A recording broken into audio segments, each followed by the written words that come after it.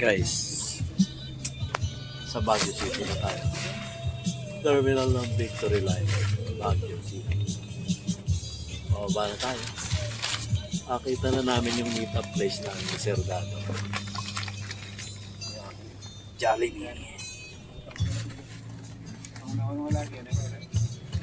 Diyan.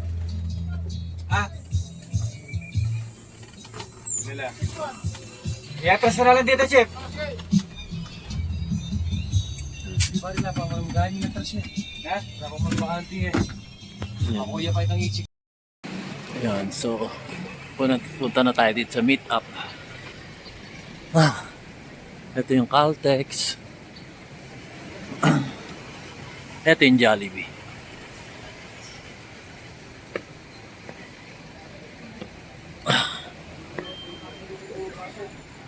Ayun si Jollibee. So, dito tayo sa meet-up.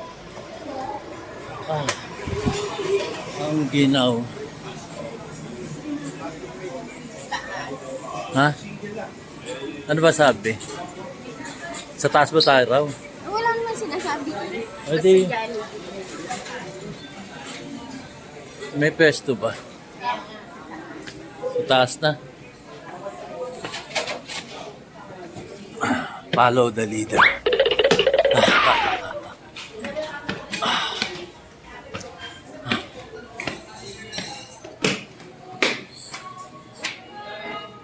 May pwesto.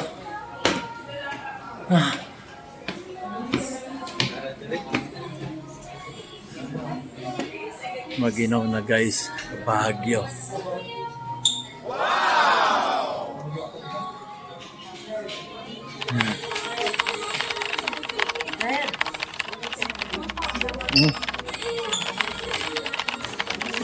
Dali mo na guys. Meron na yan, dalawa. Saan? Ah, dito tayo.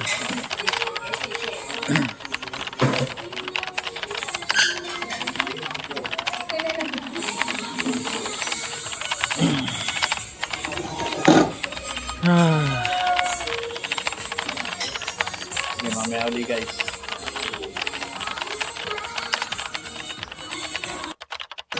Ano yung mata mo? Mata. Oo, minsan pagka gusto ko makita yung ugat ko. Okay, dito. Pero kung directly, blur na siya. Okay mo. Wala na akong eye to eye contact. Okay mo. Okay. Diabetic. Hindi. Isang Narito tayo. At kasama na natin si Sir Dado. Si retired Captain Clemente Enrique.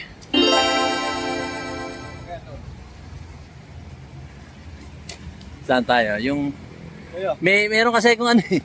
ay, Meron akong pwede ko mo rito. hindi. Meron akong pinaka-stand tripod. Okay lang. Pwede rin doon yun. Sir, shoutout muna kayo sa aking YouTube channel. Hello. Ganda umaga sa inyong lahat. Ayan. Umaga sa lahat. Si Sir Clemente Enrique. Amazing! Kung gano'n ang bansa natin, wala nang mangyayari sa atin. Huwag kayo magre-reklamo pagka wala ng perang Pilipinas. Dahil nasa kanila na Kinukulimpat eh. Hindi po pwedeng budget ka ng budget. Look, kung ang chismis, may nagsasabing congressman, may nagsasabi ng mga dating congressman, 30% yung SOP, mga project. Kung kunyari, isipin mo lang yung buong 5 trillion, o 6 trillion na kamo, i-SOP mo yung 30%. 30% ng 6 trillion. O ilan yun? 1.8. O rounded up mo ng 2 trillion. Imbis na mag-budget ka ng 6 trillion, pwede naman palang 4 trillion. Basta wala yung korupsyon. Walang SOP. Isipin mo yung masasave mo, 2 trillion. Napayad mo sa utang natin na 13 trillion. O di magiging 11 trillion na lang. And so on and so forth. In 10 years, ubos yung utang natin. Wala na tayong utang. Pero hindi eh. Sige, korupsyon. Sige. And here we are stuck with a government that is not addressing corruption. mamanahin yan ng future generations ng Pilipinos. Susunod. Susunod, anak mo, apo mo, lahat yan. And then, the new crop of politicians, ganun din. We walked into it. Parang si Reyes, I walked into it. Merong pabaon. Eh ngayon, sasabihin ng mga congressman na, ay, masarap pala dito. Liquidation by certification. Kung 2 milyon buwan-buwan, pipirma lang ako. Honorable naman ako eh. Is that fair to the Filipino people? Is that what you want? Yung tanong. Ako hindi. Kailan ka makakahawak ng pera? Ng 100,000. Buong buhay mo. Hirap. Buong buhay mo. 100,000. 100 piraso ng 1,000 na buo. Sa bangko, ilabas mo yun, 100,000. Isang paldo yun. Isang ganon. Isang bloke. 100,000. Maraming Pilipino hanggang sa mamatay, hindi na makakatikim makahawak ng 50. Siguro yung iba sumusweldo pa 20-20. Deducted ang dadating sa kanya, withdrawin niya sa ATM. Mga 15, 10, Bawas na yun. 8, di ba? Pero in your lifetime, swerte mo makahawak ka ng 100,000. Ngayon, sa 100,000, putragis, kailan ka makakahawak ng 1 milyon? Never. Malayo yun. Mas malayo yun. Eh, ninanakaw, bilyon. Easy. Easy. Liquidation by certification. Gano'n na lang tayo ginagago? Gano'n na lang tayo? Wala na sa akin lahat yan eh. Mahirap lang ako. Because I gave it all up. Naniwala ako na hindi mo matatali. So, itong mga politiko natin, sige payaman. Hindi nyo naman matatala. Hindi nyo matatala. Title, rangko, pangalan, hindi nyo matatala lahat. When you enter heaven, if you do enter heaven, lahat tayo hubad. O kaya naka-white robe lang tayo. Kung tatanggapin ka. Eh paano pag sinabi ni San Pedro? Oh. Masama kang tao, punta dito. Doon ka sa Lake of Fire. Wala, we have to change. Matapos na ang mundo. Pero, yun nga, billion yung pinag-uusapan natin. Mga politiko.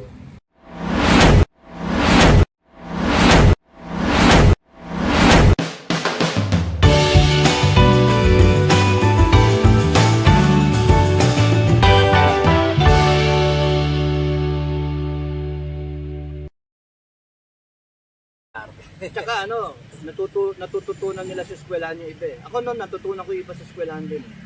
Tsaka sa academy. Ayun. Ano ba? Pwede ba tayo pumunta sa Maldives? Sige. Buhay kasi ni Sir Dado, pinag-uusapan namin ngayon. Switch natin ng konti. Para, alangan naman kami lang na nagigigil. Kayo rin, manggigil din kayo. So, dito sa latest to eh. This week lang yun eh.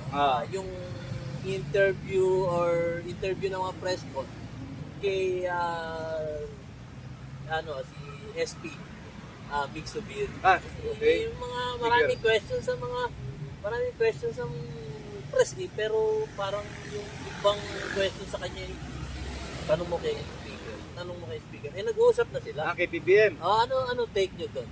Supposed to be dapat doon si BBM ang dumitaw. Because may question na nasaan ang Pangulo. O de, given na nandyan yung PI, na PI talaga eh. Diba? Nakakagigil, PI. PI. Given na yung pinsan niya ang gumagawa, ang pinagmumulan, supposed to be pinagmumulan, nakaturo lahat sa Speaker of the House, why not stand up as the President? Teka muna, pinsan. Huwag ka na munang gumawa niyan. Bayaan mo na itong si Mick Zubiri ang gumawa. Mas maganda ang arrive. Mas powerful. Mali yung mga advisor ng Presidente. Mali. Tinago pa yung Presidente, hindi pa. Or, baka ina-advise naman siya, he decided na huwag magpakita. At hayaan na lang si Mick Zubiri. Natatakot na baka sumama ang loob ng kanyang pinsan. We do not know. But ang alam natin, ang nagsalita, si Mick Zubiri. So yun, let's leave it at that. Ang nagsalita, si Mick Zubiri. Which is wrong. Which is wrong. Which Correct. is wrong talaga. Correct. Which is wrong. Dapat siya yung hinahanap siya eh. Where is the Correct. president? Correct. Ikaw magsalita kasi ang nababalitaan kasi natin yun, palaging, di ba, umaharap siya sa, yung bago ngayon sa ibang bansa, sa Brazil. Ah, Gusto nilang magkaroon ng, pero, good relationship. good relationship between Brazil and the Philippines. Ang problema, nasa labas agad siya, may problema, may mga tanong pa rin sa loob ng bansa mo, tumalabas agad tayo. So, which is wrong na dapat talaga, magsalita siya in his own. Hindi yung by the SP. Hindi nga siya nagsalita dun sa allegation ng pulburon. Hindi siya hanggang ngayon. Sa pa yun. Hanggang ngayon, hindi siya nagsalita tungkol sa resolution number 10 dun sa pag-treat ng pera. Tapos hindi din siya nagsalita dyan sa NPA na yan. Nagkaroon ng kagulo-gulo.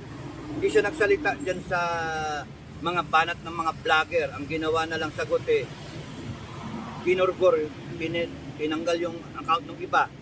O paano? And then now we expect. Hindi siya nagsalita ngayon recently doon sa Lotto. How do we expect? How do we expect na he's the one in charge? So, ang advice na lang sa kanya, good luck talaga. Because ang taong bayan elected BBM as president. You have to show yourself as the president. BBM, you have to show yourself as the president. Kasi kung hindi, people will think. And when the people start thinking that you are not the president, somebody else is the president. Probably your wife, probably the Speaker of the House, or whoever, they are the ones in control. People start to doubt your character. And if you are a true leader, Mr. President, Mr. BBM, you listen. Kung natidinig niyo ako. When people start to doubt your leadership, you lose your control. You lose your hold sa people. And what's worse, you cannot enforce yung leadership mo. You cannot demand respect. You cannot demand na sundin ka ng taong bayan. Remember, yung pagkalagay mo dyan is dahil sa taong bayan. And if people start to doubt you, wala, good luck. Wala na. Okay, maraming questions kasi. Maraming questions na lumalabas na hindi unanswerable. Hindi nalilinawan ng taong bayan. So, switch tayo dun, Sir Dato, dun sa pwede ba nating pahapyawan si Maharlika? What about Maharlika? Si Maharlika, very nationalistic yun. Sige, tira ng tira ngayong sa government. Why? Because maraming nagre-report kay Maharlika na mga puting ahas nga from inside government, no? And that's so kumbaga sa it's a compliment It shows how people trust you na may pumapasok na information and then nabe-verify niya with the others. And wala pa naman siyang wala pang parang compilation pa lang yung kanya. Hindi, wala pang ibig ko sabihin, wala pang fake news Panay totoo lahat ng sinasabi niya So, kumbaga bumibingo lagi. Yung PCSO, bingo siya 'Di ba na sinasabi niya na yung pera ginagamit kung saan-saan, pinapanalo. Lumalabas ngayon sa investigation, parang merong semblance of truth nga So, ang lang sa kanya is hindi naman pwede siyang umuwi rito. Pagka umuwi siya rito, baka maganon siya. Pwede mangyari. Iba yung batas dito sa Pilipinas, iba yung batas sa US. Tapos iba, naninira naman, sinasabi, kasi nandiyan ka Wala ka dito sa Pilipinas. Naman, nandito si Macanas. Inasuhan. Kaya, so, yun ang Pero, generally, I see Maharlika as a national treasure. Generally, I see her as a national treasure. Kasi, pwede naman hindi siya nagpa-vlog. Mabubuhay siya, walang vlogging. kaya, Pwedeng ganon. Baka grabe yung paninira sa kanya ng administration kasi nasasaktan administration So, again administration, imbes na patulan nyo yung mga nagpa-vlog against you o yung nagsasabi o yung gumigising ng mga Pilipino, mas maganda sagutin nyo ng good governance. Yun yung pinakamaganda ron. Good governance. Kasi pagka, you'll never go wrong eh. Tanggalin nyo yung corruption, tanggalin nyo yung droga, tanggalin nyo yung krimen, tratuhin nyo yung Pilipino ng maayos. Isipin nyo kung paano gaganda ang buhay ng Pilipino, yung mga OFW natin, etc. You'll never go wrong. Good governance. Anong ginagawa ng administration? Wala eh. Binipisa, tinitiris yung mga nagbablog against them. At yun yung, wala namang masama mag-vlog eh. Kung tutusin, ini-air mo yung nakikita mo eh. Lalo na si Marlica, nakikita niya kasi may nagsasabi na ini-air niya yung mga sinasabi sa kanya. May nagrereklamo from sa mga general na pinapatukan to the LT, yung PCSO, tapos yung mga korupsyon sa gobyerno, everything. So, marami nagre-report sa kanya. Kasi nandun yung tiwala sa kanya. And maganda yun. Better na merong isang Maharlika kaysa sa wala. Kasi, yan. Mas masahol pa nga nung nakaraan ng mga balita, yung mga pangkikritisismo sa mga presidente nung araw. Simula nung kay Pinoy. Kay FBR meron na rin. Meron na rin kay FBR. FBR meron na rin. Kay Lala, kay Estrada. Tapos sumunod pa si Gloria. Marami din kay Gloria. Marami diba? rin. Oh. Tapos hanggang sa kay Pinoy, yun. Dinakpakan din si Pinoy. No? Si Noynoy Aquino. Kaya nga maganda na nandyan yung si Maharlika. Well, may manira sa kanya, siraan. You will not change the issues eh.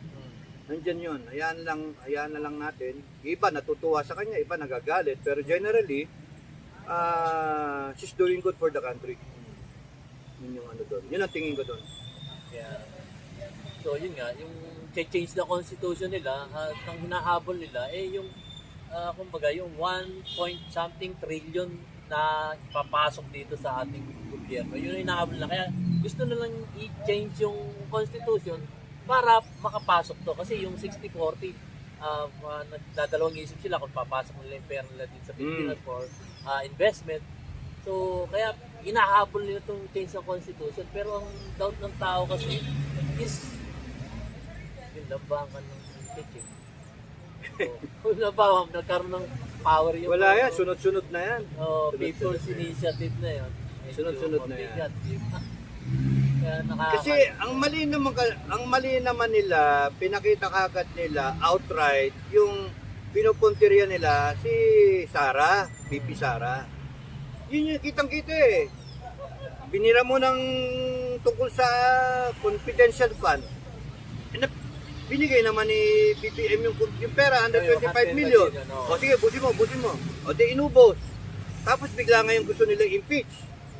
Kaya nga pinupuntirya si Sara. Puntirin yung tatay para itadamay na rin siya doon sa ICC. Ganun ba? Kaya kitang-kita kagad ng taong bayan, kahit bobo, kitang-kita na ang pinupuntirya si VP Sara. Ngayon ang tanong, bakit pupuntirya si VP Sara? Kasi nga, 2028, kung mag-decide pa siya na tumakbo sa 2028, kung gugustuhin niya, ayaw nga niya eh. Reluctant nga eh. Bakit? May anak siyang bata pa eh. So kung sakaling tatakbo siya, sure winner siya. Bakit? Kasi nga may sarili siyang may tatay siya na nag-perform. Pangalan pa lang, basbas na yun eh. Duterte. Dugo Duterte. Nandun yung good governance. Meron siyang experience sa mayor. Okay yung performance niya. Tumatayo siya para sa kanyang mga constituent. Pero ngayon, as VP, nakikita, number 1 performer. So as the years will unfold hanggang 2028, she will be much stronger na kandidato for president. Sino ngayon nalalaban sa kanya? Wala. Kahit sino yung mga magagaling na sikat na artista, hindi siya kaya. Hindi nakakayanin. Siya talaga sure winner. Run away winner. Ngayon, kung ikaw ngayon may ambisyon, kunyari si Tambalolong ka, Hindi na ako tatakbo. paano ka mananalo doon? Oo. Kaya kukuhanin mo siya sa underground Yun na walang eleksyon para sa presidente. Yung power nasa prime minister na. Manalo man sa presidente, ceremonial na lang siya. Maring Ang ito na power nasa prime minister. Eh kung makuha mong mapalitan yung constitution by 2025 and input to effect na yon by 2025, tapos na yung na kay Sara. boxing, oo. Tapos ganun yung nakikita ng tao, hindi tanga yung tao. Ganun yung nakikita ng mga analyst. Ako nga walang alam eh. Yun yung nakikita ko. So, kaya napapasama lalo si Tambalolong. Tapos meron pang pera-pera, question sa pera, yung sobra-sobrang paggastos ng pera na, ewan mo kung, yung hanggang ngayon di pa sinasagot si Celis eh. Yung 1.8 billion, yung pala 2 billion yun. O, 39 million. 2 billion, 2.66. Ginawang 2.183 billion sa 2024. Ngayon yun. Ngayon yun, Na to. pinirmahan ni BBM. Damay na naman si BBM doon. Bakit? Pinirma mo, ginawa mong batas, hindi mo man lang binito eh. Yung item. So, kung titignan mo, may question yung travel expense. Nagkagulo-gulo tayo dahil dyan eh. Kaya nga PMAyer nagsalita eh. Nagmanifesto dahil dyan. Si Celis kinulong, tsaka si Doc Lorraine. Eh, dahil lang sa question na yung 1.8, mali pa yung question. 2 billion dapat, hindi 1.8. Ang budget, 2.066 billion 2023. Sinabi nila mismo, admission, ang ginastos lang 39.7 million. So, kung yun lang nagastos mo, bakit ka magbabudget ng 2.183 billion? Tumaas pa ng 100 million. Mahigit. Kasi 2.066 billion naging 2.183 billion for 2024. Ang ginastos mo, 2.39 million lang. Ba't ganun? Anong klaseng congress meron tayo? Kaya ang isipin ng tao, magnanakaw. Yun, magnanakaw ang dating. Kasi, ano nangyari ngayon dun sa sobra? Ano, pinamigay? Meron yung sinasabi, nagbigay ng 2 milyon nung Christmas. 316 congressmen times 2 is 632. Baka na may binalik nila yung sobra sa Di, ipakita! Oh, yun nga. Walang sumasagot eh. Wala sumasagot nga. Ipakita. Hanggang hindi pinapakita yon, forever question mark. Pagka may question mark, bakit ka ngayon magbabudget ng mas malaki? Hindi itong taon na Hindi to. pa nasasagot eh. So, may lumilitaw na ebidensya na nagbigay ng tig 2 million. Ikaw magkano ginastos mo ng Christmas? Kami, gumastos na kami ng 700, 800, gano'n. Noche Buena. Ay, ilang Pilipino yung gumastos ng ganun lang. Wala pang iba 500 lang. Iba walang makain. Mantalang matidinig mo yung taxes ng taong bayan pinamigay sa 2 million kada congressman. Di ka ba mabubuisit nun? Siyempre, mga sakot sa... Pero sa ibang mga Pilipino, wala yon. Di gago, Ayun, wala tayo. Kung ganun ang bansa natin, wala tayong... wala nang mangyayari sa atin. Huwag kayo magrereklamo pagka wala ng perang Pilipinas. Dahil nasa kanila na Oo, kinukulimbat eh. oh. Hindi po pwedeng budget ka ng budget. Look, kung ang chismis, may nagsasabing congressman, may nagsasabi ng mga dating congressman, 30% yung SOP, mga project. Kung kunyari, isipin mo lang yung buong 5 trillion, o 6 trillion na kamo, i-SOP mo yung 30%. 30% ng 6 trillion. O ilan yun? 1.8. O rounded up mo ng 2 trillion. Imbis na mag-budget ka ng 6 trillion, pwede naman palang 4 trillion. Basta wala yung korupsyon. Walang SOP. Isipin mo yung masasave mo, 2 trillion. Nabayad mo sa utang natin na 13 trillion, o di magiging 11 trillion na lang. And so on and so forth. In 10 years, ubos yung utang natin. Wala na tayong utang. Pero hindi eh. Sige, corruption. Sige. And here we are stuck with a government that is not addressing corruption. Mamanahin yan ng future generations ng Pilipinos. Susunod. Susunod, anak mo, apo mo, lahat yan. And then, the new crop of politicians, ganun din. We walked into it. Parang si Reyes, I walked into it. Merong pabaon. Eh ngayon, sasabihin ng mga congressman na, ay masarap pala dito. Liquidation by certification. Kung 2 milyon buwan-buwan, pipirma lang ako. Honorable naman ako eh. Is that fair to the Filipino people? Is that what you want? Yung tanong.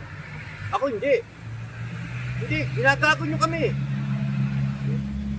Eh, wala eh.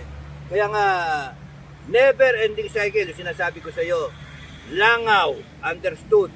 Yung cycle ng langaw, una, itlog, magiging uod, ganun-ganun. Lalaki, tataba, magiging, yung magot, magiging larva. Tapos noon, magiging langaw.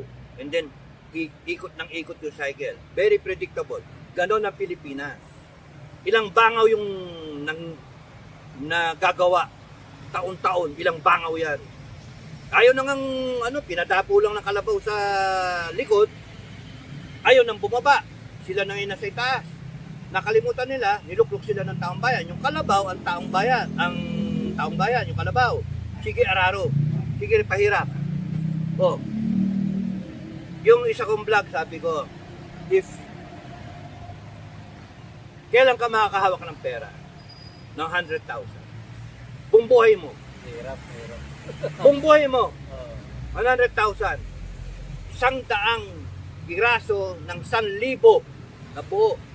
Sa bangko, ilabas mo yun, 100,000, isang paldo yun. Isang ganon. Isang bloke. 100,000. Maraming Pilipino hanggang sa mamatay, hindi na makakatikim makahawak ng 50. Siguro yung iba sumusweldo pa 20-20. Deducted, ang dadating sa kanya, withdrawin niya sa ATM, mga 15, 10, gano'n. 8, di ba? Pero in your lifetime, swerte mo makahawak ka ng 100,000. Ngayon, sa 100,000, putragis, kailan ka makakahawak ng 1,000,000? Never. Malayo yun. Mas malayo yun. Eh, ninanakaw, billion. Easy. Easy. Liquidation by certification. Gano'n na lang tayo ginagago?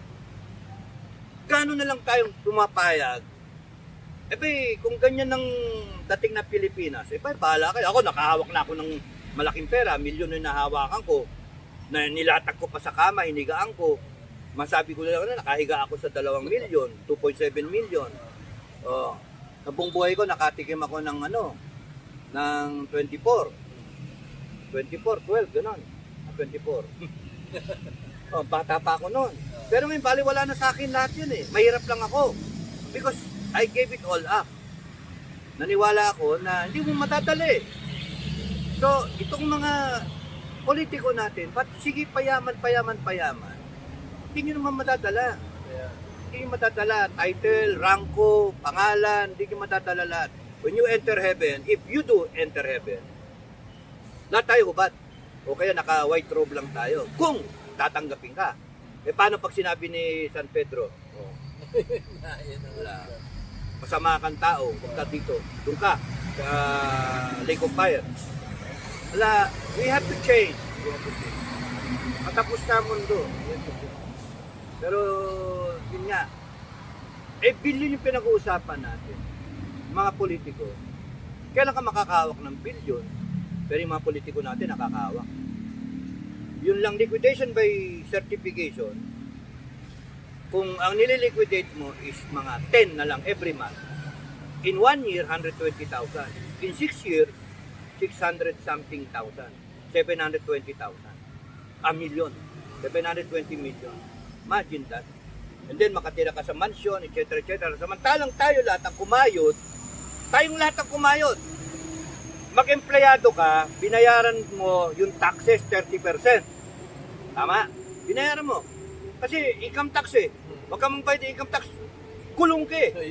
Pero yung kumukulimbat ng taxes natin, kinukulong ba? Wala na kukulong eh.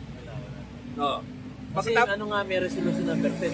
Bibili ka ngayon ng mga grocery items, bibili ka ng lahat may VAT eh. Magbabayad sila ng taxes din. So everyone pays taxes. Ikaw may income tax ka, may trabaho ka, income tax. May business ka, income tax. bago may VAT pa. Over and above, doon sa income tax mo. Kasi may VAT eh. 12% VAT, Value di ba? added. Value added tax. So talagang pinapass on ng kumpanya yung taxes para ikaw ang nagbabayad ng taxes and then ipapasok niya doon sa BIR niya, magbabayad siya. I hope I got it right. Yung sistema. Basically, ganun ang dating. So, dalawang beses ka nagbayad. Income tax at saka sa VAT, nagbabayad ka. Anything na bilhin mo na commodity, may VAT. Swerte mo kung senior. Kailan ka pa magsisenior? Ilang taon pa? Di ba? Minsan kami, senior, hindi pa i-honor, which is against the law already. Pero anong magagawa mo? Nag-struggle yung negosyo, hayaan mo na lang. So, paano na? Ito yung pinukwento ko. Buong buhay mo, sinasabi mo, hindi ka makakawak ng 1 milyon. Di ba? Pero buong buhay mo, nakabigay ka ng 1 milyon in taxes. Yung sa ITR natin, at the end of the year. Every March, every April, March, di ba? Bayad ka. Every month. Bayad ka. Bayad tayo bago every day, every month, every week may VAT. Suma total mo lahat 'yon. Pag-receive ng ITR. Suma total mo lahat 'yon, yung binigay mong tax, buong buhay mo, mag-amount sa 1 million. Million yan, no? Hindi ka nakahawak ng 1 million, pero nagbigay ka ng milyon. Nasaan na yung milyon na 'yon? Yung kinain nila, ginastos nila, pinera-pera nila, niliquidate nila na walang resibo. O sige, matawa tayo. Okay lang, clap. Sige, gawin nyo yan. Forever nyo gawin yan. 3 dekada nang ginagawa yan. Ba't di ka magagalit? And then, okay lang. Tapos magbablock sila, okay lang. And then, walang salita, walang gibo. Kaya nagagalit ang Walang tao. explanation. Walang pag-asa ang Pilipinas pagka ganyan. Kaya, so, sunod natin na magigilin pa rin natin sila. Ha? Kasi yung balita rito sa ano may naman natin, huwag naman tayo sa Oo. politiko na yun. Pero doon din ang pagsak. Makasawa. Oo. Yung nagugutom ang taong bayan. Lalo na sa Metro Manila, ang dami namin populasyon doon. Tapos mababalitaan namin doon sa syudad na meron tayong mga magsasaka dito sa Ifugao na yung repolyo. Repolyo ang tinanim nila. Pinagpaguran na, pinagpawisan nila. Tapos at the end, nung kanilang i-harvest, nabulok lang. Anong ginawa ng gobyerno? So, Ewan ko. walang ginawa Bakit nagbulok lang yun? Tinapon Ito. sa bangin. Ito palagay mo ng tanga yung gobyerno. Palagay na natin tanga yung gobyerno. Sino mas tanga? Yung nagtanim Oo. Di ba? Sorry. Pero kung iisipin mo, tanga na nga yung gobyerno, wala sila doon, bago itatapon mo yung tinanim mo, kung di ba naman kagaguhan yun, and then you're gonna do it on a cyclical manner, paulit-ulit ganun. Kunyari, last year, may nagtapon. Ang tinapon, kunyari, kamatis. Dapat ngayon, tatapon mo yung gulay. Why don't we, farmers, usap-usap, schedule yung tanim mo, supply demand, ganun. Kung may kakulangan yung gobyerno, gaano karami ba yung lupa ang tinataniman natin ng gulay, gaano ba yung karaming lupa na tinataniman ng staple na pagkain, palay o mais, gaano ba yung tinataniman ng damo para sa mga baka, alaga ng mga hayop. And from there, organize ka, ano ba yung demand? Local at saka global. Wala problema yung global yung local. So kung kunyari yung balak mo, i-sustain mo yung local demand, then why don't you talk to each other? But siguro may tulong yung agriculture na hinawakan ni BBM na schedule natin kung ikaw nagpo-produce ka ng bigas, ng palay, how can we make you produce 3 times a year? 3 crop. Meaning, every 4 months, may ani ka. 3 anihan in 1 year. Ibig sabihin, maganda yung variety mong tinanim. Ibig sabihin, irrigated ka. Kasi pagka ikaw nag-3 croppings ka in a year, na maximize ko. Ngayon, ang gagawin ko na lang, para kung pararamihin, nandun ako sa 3 cropping. Ibig sabihin, irrigated ka na. Okay. Hindi yung high polluting na 18 billion na dam na irrigate ng thousands of hectares. Dapat ang isip 1 hectare. Farmer, ikaw, ilang ka? 1,000 square meters o 6,000 square meters. Yung talagang actual na yung ano ba, pag-aari mo, 1 hectare, 2 hectares, 3 hectares. So sige, may irrigation ka? Wala. Wala. O sige, paano natin irrigate yung lupa mo? Meron bang bati sa'yo? Meron bang ganito? O sige, mag-solar tayo. Deep well, solar, 55,000. Maximum yung 100,000. Irrigated ka na. Ibig sabihin, tatlong times in a year ka magpo-produce. Tama? Ganon din yung iba. And then, nadadagdagan mo ngayon yung hectarage. Pagka nadagdagan mo yung hectarage, nadadagdagan mo yung production. Nadadagdagan mo ngayon yung demand na nasusuplayan mo. In between, doon mo titirahin ngayon yung middleman. Para yung palay, yung bigas, 20 o 25 o 30. Paunti-unti mo. Huwag yung 50, huwag yung 60. Because somewhere along the line, may nagdagdag, pinataas, and then ginastify, mas mura yung smuggling. Mas mura yung importation. Kasi dito, pinalabas, patong middleman, 60 na. Eh, mas mura mag-import, 50 lang. Nadja-justify yung pagkuha, pag-angkat. Pinapatay ngayon yung farmer. Tama yung sinabi mo wala naman kasing kikitain doon sa malaking dam. So, yun. Pero kung ang approach dapat doon, empowerment ng maliliit, dapat, para makuha mo. So, kung ganon na gawin mo sa palay, sa bigas, magiging self-sustaining tayo.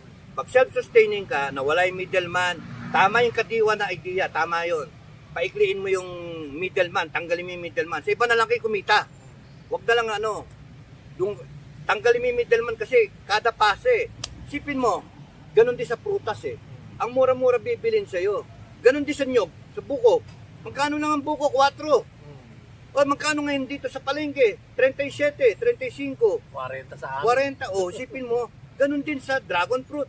50 bibilin sa'yo. Pagdating dito sa palengke, 150, 180, 200. O. Ganon din ang mangga.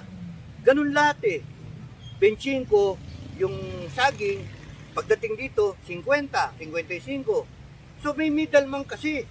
Tanggalin mo yung middleman. So, Rekta na. rekta mo, yun yung makita mo, laki na ipapaba ng presyo. Farm to market na talaga. Kaya nga, organizing mo lang yung mga kooperatiba ng farmers, diretso mo, give them the ability, empower them to market their own. Provide mo yung infrastructure ng sasakyan. Kung paano gagawin yun. Tsaka yung storage facilities, etc. Link them up. Tapos yung problema mo sa storage. And then, huliin mo lahat na smuggler. Katayin mo lahat na smuggler. Yung ganun ba. And then, pagdating, ganun din sa iba. Prutas, gulay, ganun din. Yan. Ba't mo itatapo yung repolyo mo? Sayang nga. Sayang. Kung pinamigay mo, dami na kinabang. Ba't mo na may pamimigay? Pwede mo naman din ibenta. So, bakit tinapon? Ewan ko, kalokohan yun. Patamaran. Kasi bago mo palang tinatanim, dapat alam mo na kung saan mo Sino ibebenta. parokyano? Meeting of the minds. Seller, supplier, demand. Meeting of the minds. Gaano katagal ang pechay? 23 days, 21 days. So you have 21 days. Bago mo pa nga itanim meron ka ng sold na market. Ganun yung mga lettuce, ganun yung lahat ng gulay. Alam mo na, i-market ba yung gulay mo pa na ordinaryong gulay o organic na gulay? Mas mahal yung organic.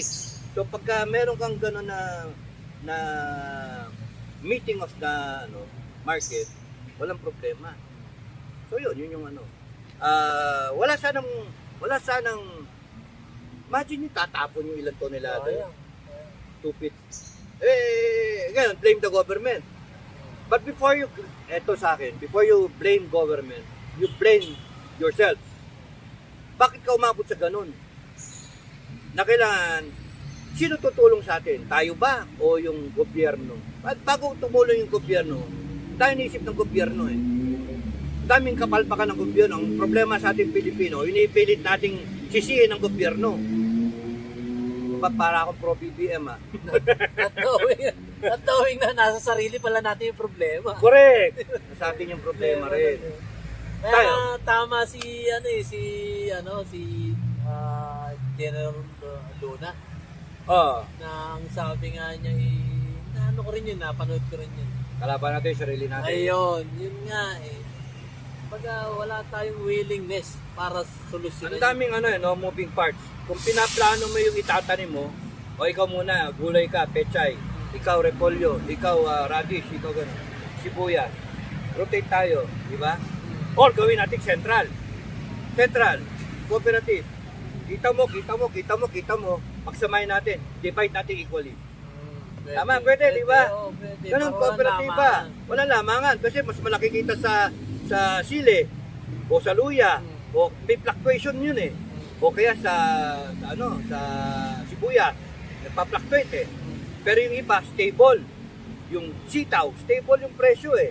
Ganun na lang, okra, ganun din eh. Hindi nagbabago. Kamote tops, ganun lang. 50 yung kamoting bunga. So, kunyari, benta mo, kung ilang hindi, pagsamahin natin, then divide. Kasi tulong-tulong tayo eh. Kami na rin yung labor mo.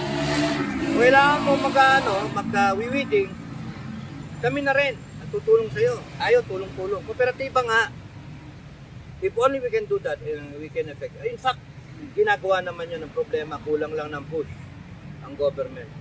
And if we continue on putting people who do not know what they're doing, who do not appreciate yung ating mga magsasaka, wala mangyayari. Ganun lang yung magiging Saan ka nakakita?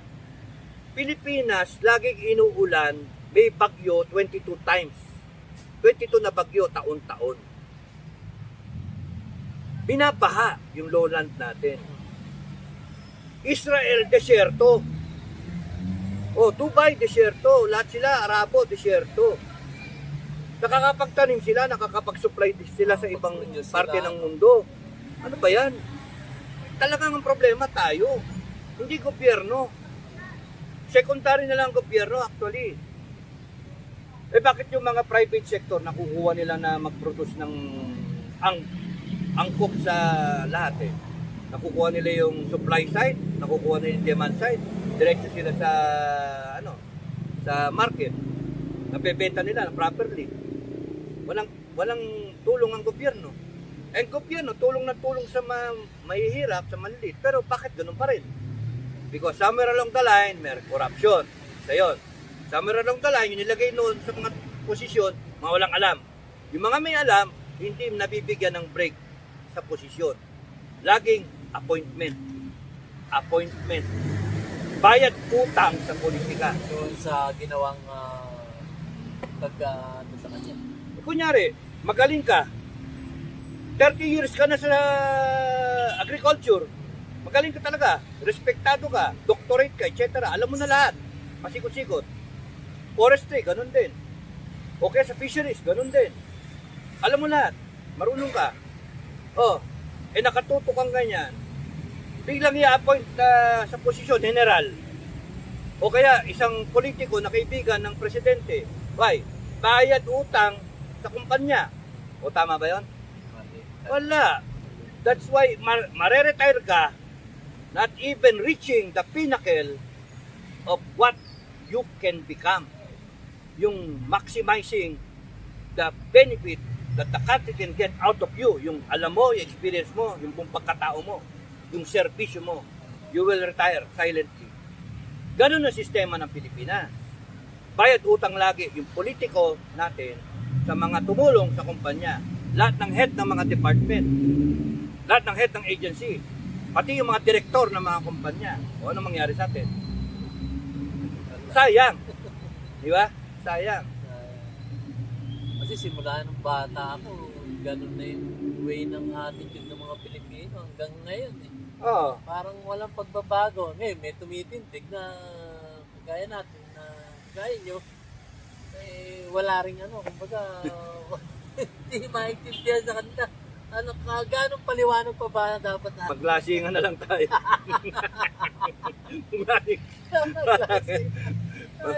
Manchichicks na lang ako. Joke. Joke lang yan. Joke. Ay, nako. Pero po pwede nyo mga natin, yung sa Matigas Challenge. Kasi palagi ko narinig yan, yung Matigas Challenge na yan eh. Ngayon, nasa ano na ako, 55 weeks. Paki-explain nyo Out nga of sa ating 83. viewers. Matikas challenge is 83 weeks ng paghahanda. Bakit ko na sabing 83 weeks? Plus 83 kasi ko. Nakatuwang ko lang. Plus 83. Na baka nire-renounce na ako. Matikas Plus challenge 83. sa inyong YouTube channel, Pinoy Survivor. Kaya pasyalan yun. Ang dami niyang mga videos doon na hindi lang educational, inspirational na po pwede nyo magamit sa inyong buhay. Actually yan, yung... Matikas challenge. Hindi, yung Pinoy Survivor. Pinoy Survivor. Yung Pinoy Survivor, ano siya? Bakit ko ba naisipan? Oo, paano Naisipan ko kasi na maggawa ng biography. Okay. Kasi sabi ko, may kulay naman ng konti, kahit rainbow, yung buhay ko. So, i-share ko. Pero kung isusulat ko siya ng libro, kinakailangan ko ng editor pa. Hahatian ko pa siya. Kailangan ko ng ghostwriter o whatever. Hatian ko. Kailangan ko ng publisher. And then, kailangan ko ibebenta pa sa, kunyari, National Bookstore. So, all in all, ang magiging presyo niyan is mga 1,000. They're about 1,000. Ikaw, simple kang tao, mabibili mo ng 1,000? Hindi. Ba't mo bibilin? Ano ka, gago? Ba't mo bibilin? O, di ba? Bili mo na ng tissue paper. Hindi, may pampahid ka pa, di ba? Joke lang. So, kung kunyaring ipa-vlog ko siya, pwede. Kasi anytime, kung na-chismisan mo, o kaya matsambahan mo, nirecommend ng YouTube, panoorin mo. Then you get 1 hour, more or less 1 hour, of a portion of my life. Kahit anong parte ng buhay ko. And it is so interesting at may napulot kang aral, babalikan mo yung susunod, at yung susunod, and it becomes addictive. And nasunod ko na libre, tapos mas maraming na puntahan. Mas maraming na... kaso, I have to answer also yung question ng mga subscriber. Kaya merong Survivors Community Vlog. Pinoy Survivor, kasi survivor naman talaga ako eh. And I want everyone reading to identify na survivor din kayo. Lahat tayo. Hindi nyo lang akalain, survivor pala talaga tayo pare-parehas. Kasi ganoon ang Pilipinas eh, survivor. So, kung may survivors, may Pinoy survivor, yung komunidad na nag-grow, ngayon 32 something na eh, 1,000 no? Dahil sa politika yan, kaya dumami. So, yung may mga tanong. So, I try to answer yung mga question. Kaya nagkaroon ng Survivors Community Vlog. Doon pumasok yung politika na kaya yun, addressing yung mga question and answer. Parang yung sumunod din yung West Philippine Sea, ano? Yun, yung mga ganun. Nauna eh. May Japita ako sinagot, may nagtanong about Japita, tinanong yung West Philippine Sea. Tapos meron nagtanong din about yung sa Rap the Philippines, yung ganun ba? Kaya nagsimula ngayon kaya yung yun. political vlog. Yung hindi ko naman in-intention na maging kalaban ng si BBM. Binoto ko nga eh. Pero sobra na yung ginagawa. Mali. So, ang advice talaga sa kay BBM, you do it properly, you will survive. Ngayon, balik tayo. Matikas challenge. It's 83 weeks na paghahanda. Bakit? Kasi everything, ang masasabi ko na sa inyo, everything happening now, simula 2024, your outlook should be biblical in nature. Mas maganda ka kaysa yung magsisi ka. Diba? May nagsasabi magkakaroon ng rapture. Pero how sure are you na mangyayari yun before nung 7 years ng tribulation, yung paghihirap? Paano kung wala? Di nagsisi ka. Mararapture kami. Kami mga Kristiyano mababait, mararapture ka. Paano nga kung hindi nga marapture? Paano kung mangyari yun? Kalagitnaan. Paano kung mangyari yun? At the end. So, tatlo kasi yung thought ng rapture. Beginning, before, nang mag-start yung 7 years ng tribulation. In the middle of it, na doon ako naniniwala, in the middle, somewhere in the middle. After the middle, which is after 3.5 years na nagsimula. And then in the end, hindi ako naniniwala doon sa in the end. Ngayon, kung doon ako naniniwala na the rapture may happen, midpoint, onward, Kasi may mga sign, may mga sinabi na yung desecration ng temple sa Jerusalem, yung mga ganun ba, yung pag-rise ng Antichrist, start yon, may peace treaty, and so on and so forth. Basahin nyo na lang yung Bible, no? May mga nag-explain tungkol doon. Now, ang punto ko, imbes na mabulaga ako tsaka yung pamilya ko, ayoko magpatatak eh. Kasi sa tingin ko, sa lahat ng mangyayari na yan na upheaval, in intensity at saka ng magnitude, sabay-sabay happening, converging in one time frame na 7 years. In fact, yung first 3.5 years, baka gulpi tayo dun eh. May gera, may world war, merong famine, may plague, parang COVID, no? Tapos merong mga drought, pestilence, lahat-lahat na. Earthquakes, di ba? Wala nang ang flood eh. Yung drought na lang, ang matindi yun eh. Yung El Nino. Oh, so, mangyari yun, patay yung food supply mo. Ngayon, anong gagawin mo? Magpapatata ka. Kasi wala nang pagpakain eh. I-regulate ngayon, nung matitira sa mundo, mamamatay yung 2 billion, 1/4 of the planet will die, may matitira pa 6 billion. Paano kakain yun? Walang makain. I-regulate nila yung food sources. So, bago mangyari yun, nakapagtabi ka na sa 83 weeks. Food, delata, saka rice. Yun lang naman yun, yung tubig, rice, saka delata. Every week na namimili ka, dagdagan mo ng konti, 500, 1,000, depende sa budget mo. Bakit every week? Kasi yung hinahabol mo doon is yung expiry date. Hindi sabay-sabay. Bilhin mo ngayon gulpihin mo, di sabay-sabay nag-expire yun. Kung bilhin mo weekly, in a span of 83 weeks, that's more than a year, 1.5 years, ang expiry mo, 3 years from now. Napibili ko ngayon, ano na ang expiry eh? 2027 na. And 2024 pa lang ngayon. So 3 years lagi. Now, if may nangyari ng 2025, nagkagera, hindi ako magugutom. Meron yung pamilya ko. Diba? Ganun lang yun. And it becomes a habit. At the end of 83 weeks ng paghahanda, meron na akong good for 3 years na supply. Sa tatlo kami sa bahay, asawa ko, mami niya, handa kami. So, kung sino yung papasok doon, manghihingi, parinig ko. Ganun lang. But the point is, sinasabi ko yun para kung may maniwala, good for you. Kung ayaw maniwala, good luck to you. Ganun lang. Walang pilitan. Tsaka wala namang mawawala eh, dahil nag-ipon ka. May expire na, kagaya ng sabi. Kainin mo. Kainin mo. Tapos, bumalik ka ulit ng susunod. Kami nga, hindi naabutan ng expiry eh. Kinakain na namin eh. Pagka tinamad kami mag-grocery, sa sawa, walang gusto magluto, ayun, bukas ang delata, kain. So yun yung Parang naisip ko tuloy, Sir Dado, yung yung Soylent Green. Napanood ba yun? Parang, nung bata ako. Oo, napanood yan nung bata. Bata pa. Soylent Green, walang makakain ng tao. Walang yung tao. Mga tao na yung ginawang dilata. Dilata. You see, pwede mangyari yun eh. So, ang pinakamaganda, kung pwede mong paghandaan eh. Now, kung kunyari, na-rapture ka, nandiyan yung mga dilata mo, edi yung hindi na-rapture, sila kakain. Di ba? Walang problema, ibang kakain. Pero kunyari nang dumating yung walang rapture. Kasi midpoint pa eh.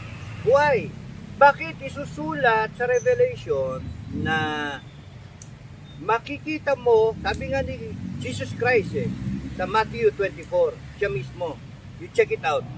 Sabi niya ni Jesus Christ, when will be the end times, yung sign, when the desecration of the temple happens. Kailan yun? That is halfway. Halfway ng 7 years, that's 3.5 years onward. Kaya kung mangyari 2025, bilang ka, 2028, kalahati ng 2028, dun yung desecration ng temple. O ito mula ngayon hanggang anong gagawin mo? Kung wala na makain. Kaya maganda, nakapaganda ka na. May mga signs ng second coming, when will He come? And He will come only pagka nang pakilala yung Antichrist at saka nagkaroon ng desecration ng temple at saka pagka nagkaroon na ng tatakan. So, anong gagawin natin? nasa sa inyo yun. Ang sa akin, sinasabi ko lang. Hindi pa ba antichrist yung nangyayari? Hindi pa, wala pa, Hindi hindi pa pa nagpapakilala. Hindi pa nagpapakilala pero nariyan siya. Magpapakilala siya in the near future sa tingin ko. Hindi pa ako nakaka-vlog kasi nauna itong politika eh. But briefly, yung sa nangyayari sa Israel, may mag-unfold na biblical prophecy eh. Yung Damascus, uupakan ng Israel. Damascus is part of Syria. Syria na merong Hezbollah. No? So, tama ba yung aking geography? Anyway, ang sabi sa Isaiah 17 27, basta ganon. Look at Damascus. Damascus is one of the oldest cities and the fourth holy place sa buong planeta natin. Never been conquered. Never been conquered. Kasi hindi siya nag-iba. Pero doon sa prophecy, sinabi ng Isaiah, it will be a pile of ruins overnight. Overnight. Ang may gawa, the sons of Israel. So, posible na isang one-time big time na atake overnight. With the weaponry now, pwede niyang nuclear eh. Pwedeng tactical nuke. O kaya isang massive na bombardment. Tapos yung Damascus. And then that will be prophecy, di ba? Pero sa tingin ko, nuke pa nga eh.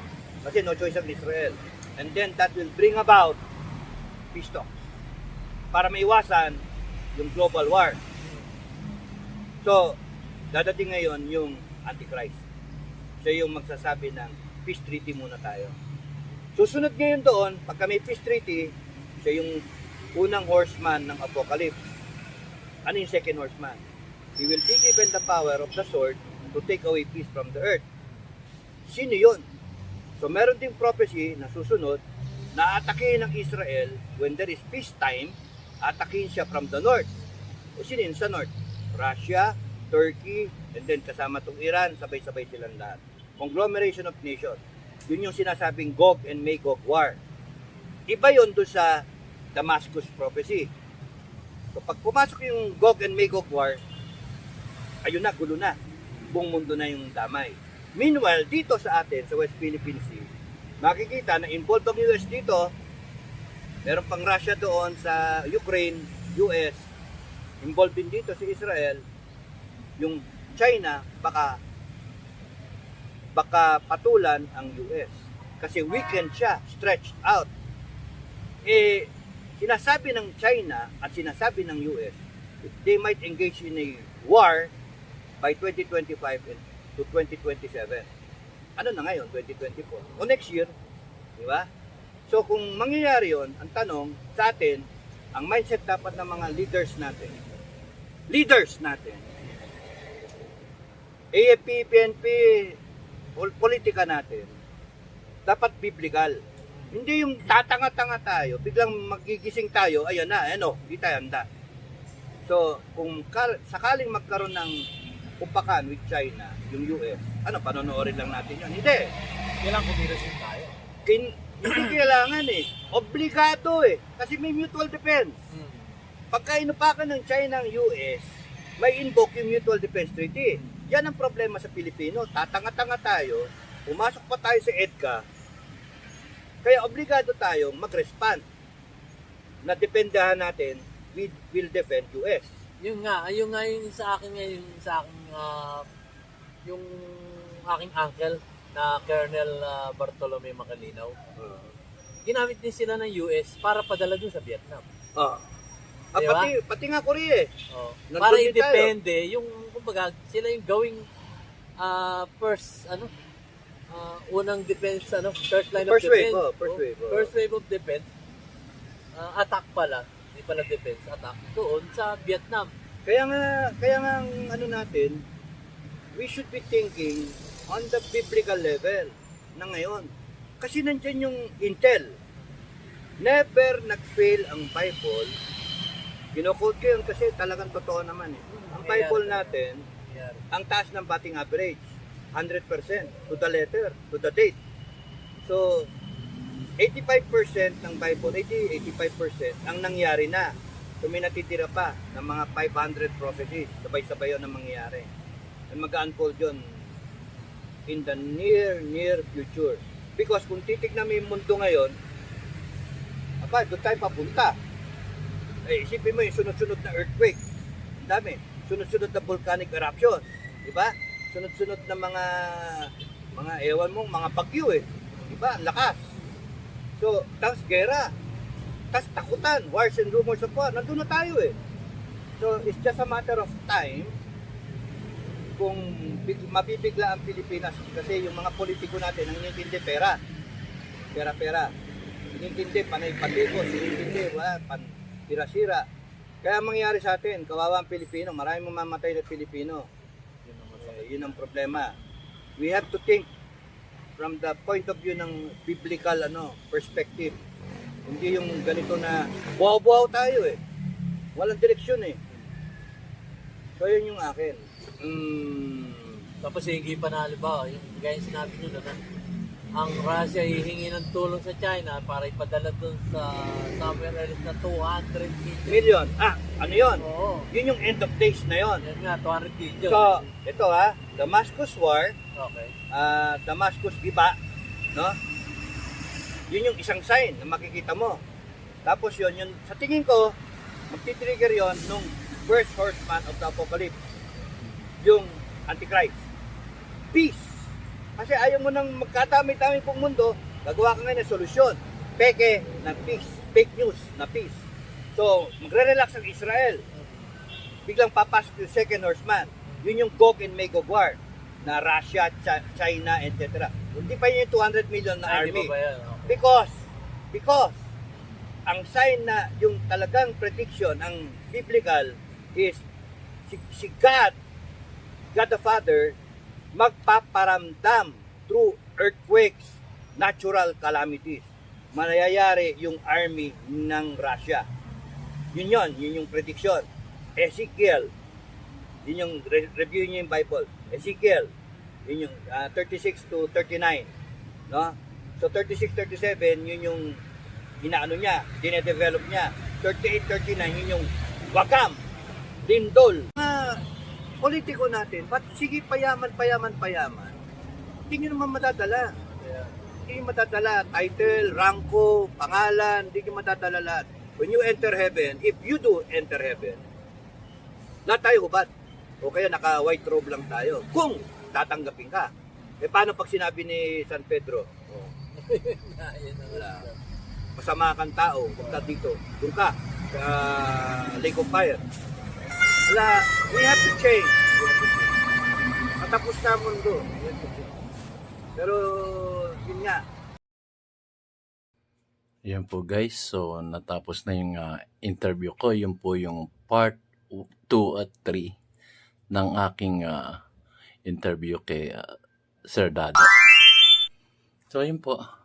At diniscuss niya doon, nag-request ako ng politika. Sinagot naman niya hanggang sa umabot doon sa mga gulay.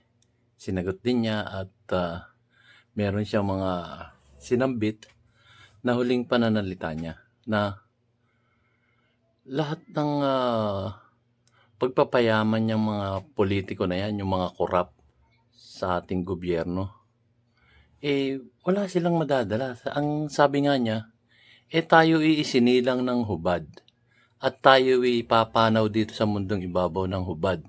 Meaning to say, kahit ano ang ating naipon dito sa ibabaw ng lupa, wala po tayong madadala sa kabilang buhay. Sabi nga niya, kung tayo nasa langit na, kagaya ng environment namin yan, nasa langit na kami yan, tingnan yung labo. Diba? So, ano yan, mausok. Nasa alapaap na kami yan. Kidding aside, guys. So, yun nga, merong simula at may katapusan. Tayo po ay minsan lamang daraan dito sa mundong ibabaw. Kaya, gawin na po natin ang nararapat para sa ating mamamayang Pilipino dito sa ating inang bansang Pilipinas. Na kayo ang aming inaasahan na mag-aaruga at tatanglaw sa aming mga buhay ay iba po ang nakikita ng taong bayan. Kayo po ay amin dapat na tinitingala at ginagalang, ngunit marami po sa ating mga opisyales ng gobyerno ay nangungulimbat ng pera ng taong bayan.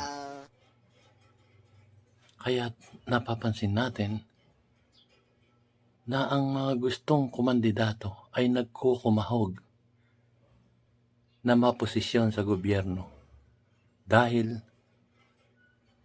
yung mga ganong politiko ay nakikita lang may makukurakot sa kaban ng bayan na ito'y ating pinaghihirapan, pinagpapawisan. Meron pang parte na papasok tayo, wala tayong baon dahil wala tayong budget para sa kakainin natin.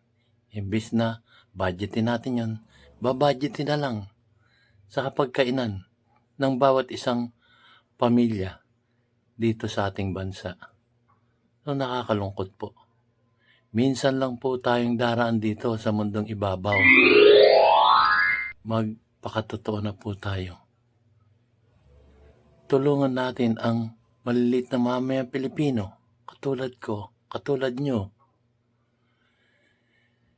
Nakakalungkot po, guys. So, mulit-muli, may simula at may katapusan. Maraming salamat po sa inyong pagtunghay at panonood ng aking munting video dito sa DIY KKB Informative. See you on my next vlog, guys.